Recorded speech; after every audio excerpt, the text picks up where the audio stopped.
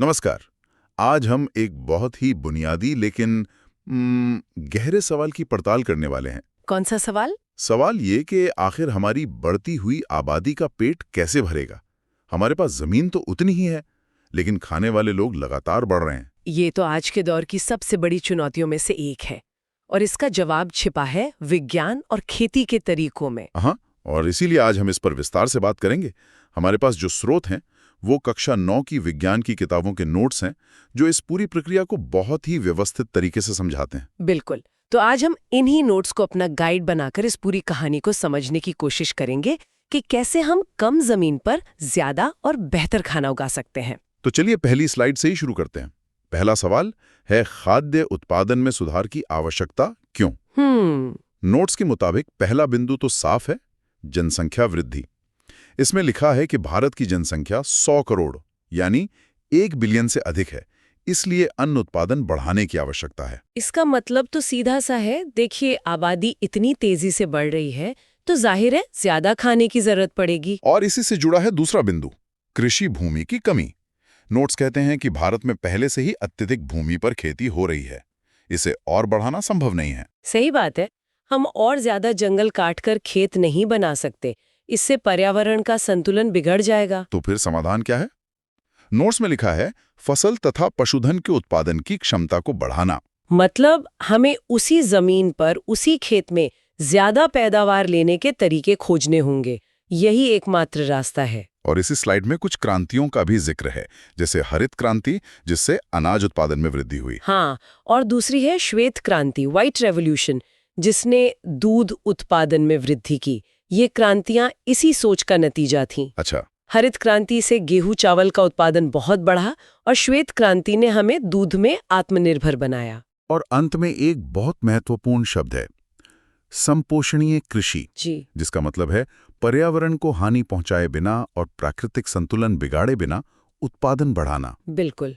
यानी खेती ऐसे करो कि पैदावार तो बढ़े, लेकिन हमारी मिट्टी, पानी और पर्यावरण को कोई नुकसान न हो, ताकि आने वाली पीढ़ियां भी उस जमीन पर खेती कर सकें। ठीक है, तो ये तो हुई जरूरत की बात।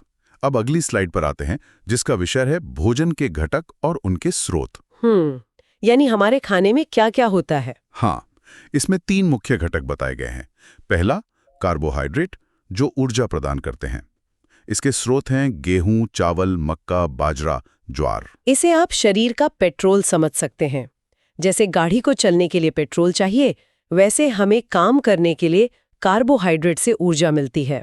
दूसरा घटक है प्रोटीन, जो शरीर निर्माण के लिए जरूरी है, और इसके स्रोत हैं दालें, चना, मटर, उड़द, मूंग, अरहर, मसूर। और प्रोटीन शरीर की ईंटों की तरह है।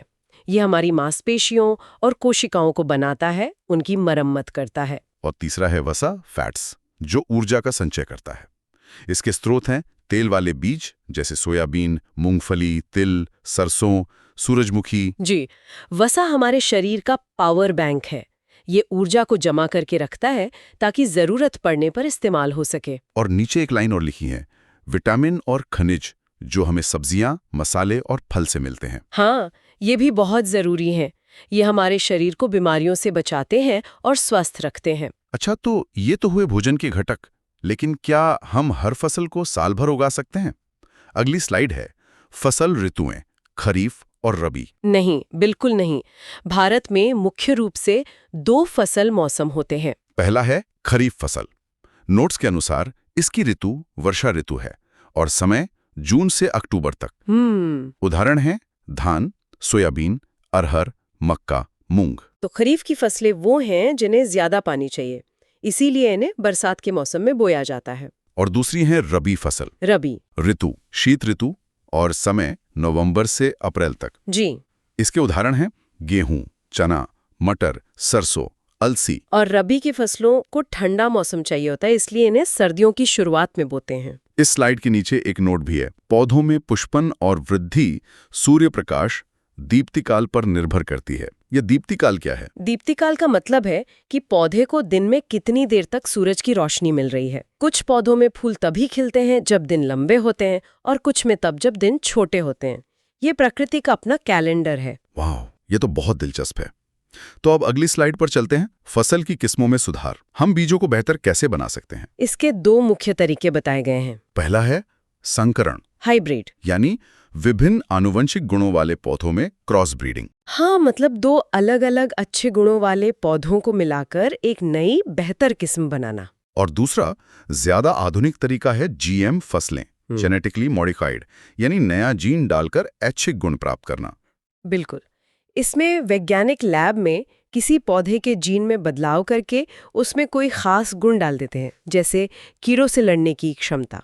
अब देखते हैं कि इन सुधारों के उद्देश्य क्या हैं। पहला तो साफ है, उच्च उत्पादन, प्रति एकड़ पैदावार बढ़ाना। जी, ये तो सबसे पहला लक्ष्य है। दूसरा है उन्नत किस्में, इम्प्रूव्ड क्वालिटी, जैसे दाल में प्रोटीन बढ़ाना या तिलहन में तेल की गुणवत्ता। सही बात है, सिर्फ मात्रा नहीं, क्वालिटी भी जरूरी है। तीसरा है जैविक अजैविक प्रतिरोधकता, यानी कीड़े, सूखा, गर्मी, ठंड के प्रति सहनशीलता। ये किसान के लिए बहुत जरूरी है, इससे फसल के खराब होने का खतरा कम हो जाता है। चौथा उद्देश्य परिपक्वन काल में परिवर्तन, यानी कम समय में फसल का तैयार होना, ताकि किसान साल में 1 से ज्यादा फसलें ले सके और उसकी आमदनी बढ़े। पांचवा है व्यापक अनुकूलता, मतलब ऐसी किस्में जो अलग अलग जलवायु में भी उग सके। हाँ, ताकि एक ही बीज देश के कई हिस्सों में काम आ सके। और आखिरी है ऐच्छिक शस्य विज्ञान गुण, जैसे चारे के लिए लंबे पौधे और अनाज के लिए बौने पौधे। ये बहुत रोचक है, मतलब जैसी जरूरत वैसा पौधा तैयार करना। अनाज के लिए बौना पौधा बेहतर होता है क्योंकि वो तेज हवा में गिरता नहीं। तो हमने बेहतर बीज तैयार कर लिए, लेकिन पौधे को पोषण भी तो चाहिए। अगली स्लाइड है पोषक प्रबंधन, न्यूट्रिएंट मैनेजमेंट।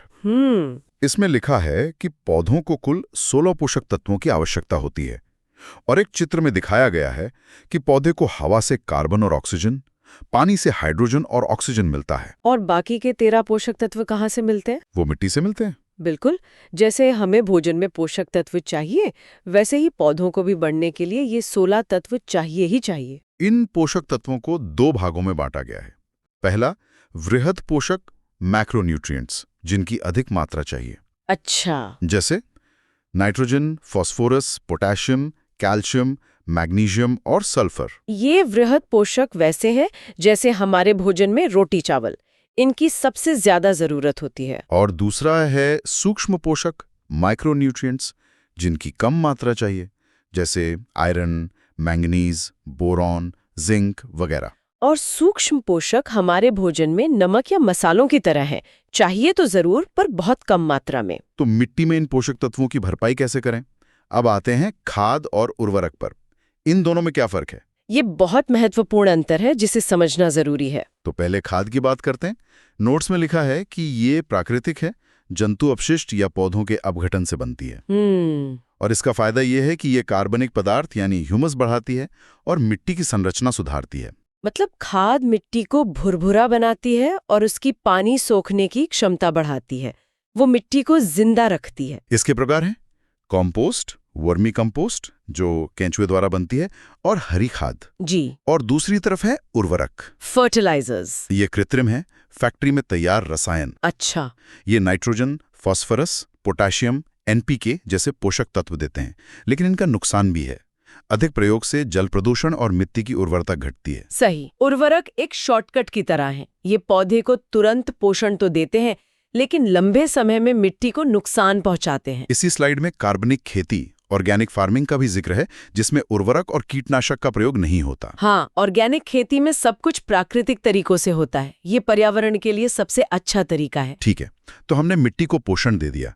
अब बात करते हैं सिंचाई और फसल पैटर्न की, यानी पानी देना और फसल उगाने के तरीके। सिंचाई के स्रोत तो दिए हैं, कुएं, नहरें, नदी, तालाब, लेकिन फसल पैटर्न दिलचस्प है।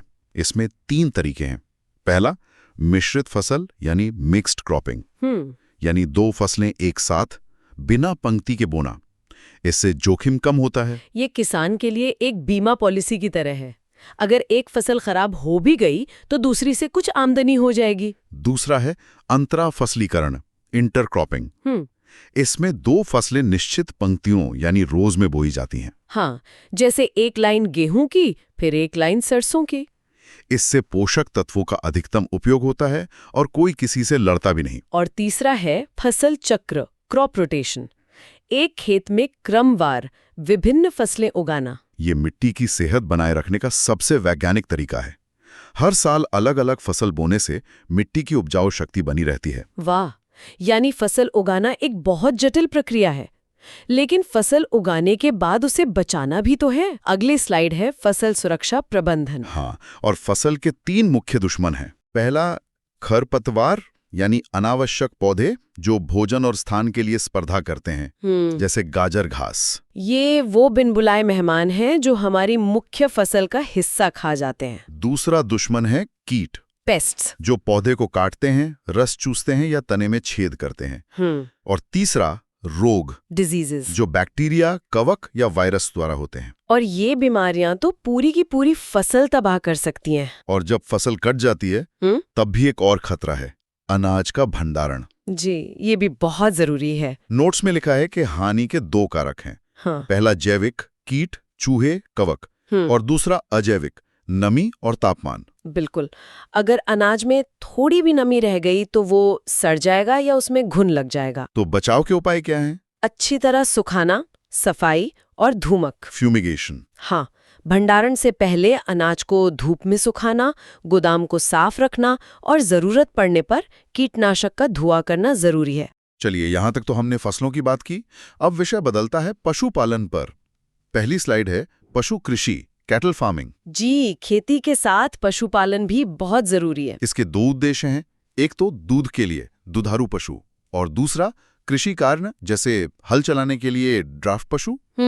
नस्लों में देशी नस्लें हैं जैसे रेड सिंधी, साहीवाल, जिनमें रोग प्रतिरोधक क्षमता अधिक होती है। ये यहाँ के माहौल में अच्छी तरह ढल जाती हैं। और विदेशी नस्लें हैं जर्सी, ब्राउन स्विस, जिनका दुग्धकाल लंबा होता है। हाँ, ये दूध ज्यादा देती हैं। इसीलिए अक्सर देशी और विदेशी नस्लों का संकरण कराया जाता है। इसमें पशु आहार के बारे में भी बताया गया है। एक है मोटा चारा, जो रेशे युक्त होता है, जैसे भूसा या घास। और दूसरा है सांद्र, कॉन्सेंट्रेट, जो प्रोटीन युक्त होता है और जिसमें लेशे कम होते हैं, जैसे खली या अनाज। ये दूध उत्पादन बढ़ाने के लिए जरूरी है। पशुओं के बाद अब बात करते हैं कुक्कुट यानी मुर्गी पालन की। अच्छा। यहाँ भी 2 उद्देश्य हैं। पहला, अंडा उत्पादन, जिसके लिए लेयर मुर्गियां होती हैं और उनके आहार में कैल्शियम की जरूरत ज्यादा होती है, ताकि अंडे का छिलका मजबूत बने, है ना? बिल्कुल। और दूसरा है मांस उत्पादन, जिसके लिए ब्रॉयलर पाले जाते हैं। इनके आहार में प्रोटीन और वसा प्रचुर मात्रा में चाहिए। हाँ, क्योंकि इन्हें बहुत जल्दी बड़ा करना होता है। इसमें नस्ल सुधार का भी जिक्र है, देशी असील और विदेशी लेगहॉर्न का संकरण, ताकि ऐसी मुर्गी तैयार हो जो अंडे भी ज्यादा दे और मांस भी बेहतर हो। अब जमीन से पानी की ओर चलते हैं। अगला विषय है मत्स्य उत्पादन, फिश प्रोडक्शन। इसके 2 प्रकार हैं। पहला, समुद्री मत्स्यिकी, मरीन फिशरीज। इसमें सैटेलाइट और इको साउंडर का प्रयोग होता है। उदाहरण है पॉम्फ्रेट, मैकरल, ट्यूना। मतलब समुद्र में मछली पकड़ना। हाँ। और अब तो टेक्नोलॉजी की मदद से मछलियों के झुंड का पता लगाया जाता है। और इसी में मैरीकल्चर भी है, खारे पानी में झींगा और मोती की खेती। जी। और दूसरा प्रकार है अंतःस्थलीय मत्स्यिकी। इसके स्रोत हैं तालाब, नदियां, और इसमें जल संवर्धन होता है। यानी तालाबों और नदियों में मछली पालना। जब हम नियंत्रित तरीके से मछली पालते हैं तो उसे एक्वाकल्चर कहते हैं। इसी से जुड़ा एक बहुत ही स्मार्ट तरीका अगली स्लाइड में है, मिश्रित मछली संवर्धन, कंपोजिट फिश कल्चर। एक ही तालाब में 5-6 प्रजातियां एक साथ। ये बहुत ही कुशल तरीका है। यहाँ चित्र में दिखाया गया है कि तालाब में अलग अलग स्तर पर अलग अलग मछलियां रहती हैं, जैसे सतह पर कतला, मध्य क्षेत्र में रोहू, ठीक है, और तली में मृगल और कॉमन कार्प। और एक ग्रास कार्प भी है जो खरपतवार खाती है। हाँ, देखिए ये कितना बेहतरीन सिस्टम है। इसमें ऐसी मछलियां चुनी जाती हैं जो भोजन के लिए एक दूसरे से मुकाबला न करें। कोई ऊपर खाती है, कोई बीच में, कोई नीचे, तो तालाब के हर हिस्से का भोजन इस्तेमाल हो जाता है। पर इसमें एक समस्या बताई गई है, अच्छे बीज यानी अंडों का अभाव। जी, अच्छी क्वालिटी के मछली के बीजों की कमी एक बड़ी चुनौती है। और इसका समाधान है हार्मोन के उपयोग द्वारा प्रजनन। हाँ, अब हार्मोन के इंजेक्शन से मछलियों से इच्छा अनुसार अंडे प्राप्त किए जा सकते हैं। चलिए, अब खेती के इस पूरे चक्र में एक और छोटे लेकिन बहुत अहम जीव की बात करते हैं, मधुमक्खी पालन। Bee keeping. इनसे हमें शहद और मोम मिलता है। नोट्स में लिखा है कि इसके उत्पाद हैं शहद और मोम। भारतीय किस्में हैं एपिस सेराना इंडिका, एपिस डॉर्सेटा, और एक इटालियन किस्म है एपिस मेलिफेरा, जो शहद ज्यादा बनाती है और डंक कम मारती है। इसीलिए ज्यादातर लोग इसी किस्म को पालना पसंद करते हैं। यह स्वभाव से भी शांत होती है। और शहद की क्वालिटी किस पर निर्भर करती है? यहाँ मधुवाटिका का जिक्र है। मधुवाटिका का मतलब है मधुमक्खियों के आसपास मौजूद फूलों के बाग। शहद का स्वाद, रंग और गुणवत्ता पूरी तरह इस बात पर निर्भर करती है कि मधुमक्खियों ने किस फूल का रस चूसा है। तो ये थी हमारी खाद्य संसाधनों को बेहतर बनाने की पूरी यात्रा। हमारे नोट्स के आखिर में कुछ महत्वपूर्ण परिभाषाएं हैं जो एक तरह से पूरे अध्याय का सार हैं। हाँ, एक क्विक रिवीजन की तरह। जैसे दीप्तिकाल, वर्मी कंपोस्ट, हरी खाद, जीएम फसलें। और एक बहुत जरूरी परिभाषा है मिश्रित खेती, मिक्स्ड फार्मिंग। हाँ, इसका क्या मतलब है? इसका मतलब सिर्फ फसल उगाना नहीं, बल्कि खेती के साथ साथ पशुपालन, मुर्गी पालन या मधुमक्खी पालन जैसे दूसरे काम भी करना। इससे किसान की आय स्थिर रहती है और जोखिम कम होता है। तो हमने देखा कि हमारी थाली तक भोजन पहुंचाना कितना जटिल, वैज्ञानिक और महत्वपूर्ण काम है। ये सिर्फ हल चलाने तक सीमित नहीं है। बिल्कुल, इसमें जेनेटिक्स से लेकर इकोलॉजी तक सब कुछ शामिल है। और इस चर्चा के अंत में आपके कहे अनुसार all the best for exams. जी, और ये हमें एक जरूरी सवाल पर लाकर छोड़ता है, जिस पर हमारे श्रोता सोच सकते हैं। हमने मिश्रित खेती की बात की, जहां फसल, पशु, मछली सब एक दूसरे से जुड़े हैं। तो सोचने वाली बात यह है कि भविष्य की दुनिया जहां संसाधन कम होंगे और ज़रूरतें ज़्यादा, क्या उसका समाधान इसी तरह की एकीकृत कृषि प्रणालियों में छिपा है, जहां कुछ भी व्यर्थ नहीं जाता और हर एक हिस्सा दूसरे को सहारा देता है? अगर आपको इसी तरह आसान भाषा में पढ़ना अच्छा लगता है तो इस चैनल को अभी सब्सक्राइब कर लीजिए। अगर आप सभी सब्जेक्ट्स के नोट्स चाहते हैं तो वीडियो के डिस्क्रिप्शन बॉक्स को जरूर चेक करें।